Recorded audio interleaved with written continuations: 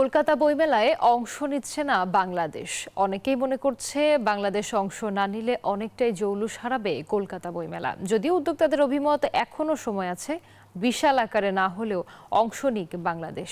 সবুজ সংকেত পেলেই ভিসা সহ বাদবাকি বিষয়ে সহযোগিতা করবে বইমেলা কর্তৃপক্ষ।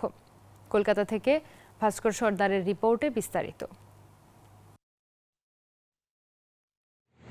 ভারতের সবচেয়ে বড় পরিসরে আয়োজিত বইমেলার নাম আন্তর্জাতিক কলকাতা বইমেলা। সেই বইমেলায় ৪৭ বছরের ইতিহাসে এবারই প্রথম অংশ নিচ্ছে না বাংলাদেশ। আসন্ন ৪৮তম কলকাতা বইমেলায় বাংলাদেশের অংশ না নেওয়ায় হতাশ মেলা কর্তৃপক্ষ।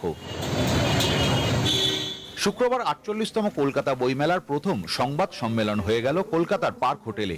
এবারে বইমেলার থিম কান্ট্রি জার্মানি। যদিও উদ্যোক্তাদের অভিমত, বাংলাদেশ যে এবার অংশ নেবে না তাও স্পষ্ট করে কিছু জানানো হয়নি।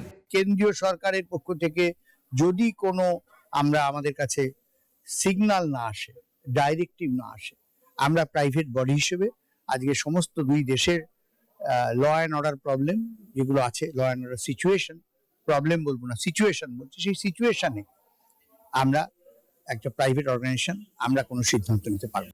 গত বছর কলকাতা বইমেলায় বাংলাদেশ প্যাভিলিয়ন সেজে উঠেছিল ইউনেস্কো স্বীকৃত ঢাকার রিক্সা ও রিক্সা চিত্রে, কিন্তু এবছর অংশ নিচ্ছে না বাংলাদেশ। কতটা হতাশ বইমেলা কর্তৃপক্ষ?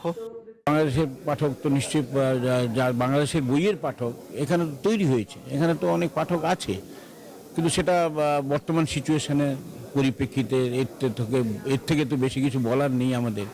আসন্ন ৪৮তম বইমেলায় অংশ নিচ্ছে গ্রেট ব্রিটেন, যুক্তরাষ্ট্র সহ ২০টি দেশ, থাকছে ভারতের সবকটি রাজ্য। এবারে বইমেলায় অংশ নিচ্ছে দেশ বিদেশ মিলিয়ে ১০৫০টির বেশি প্রকাশনা সংস্থা। ভাস্কর সর্দার, নিউজ 24, কলকাতা।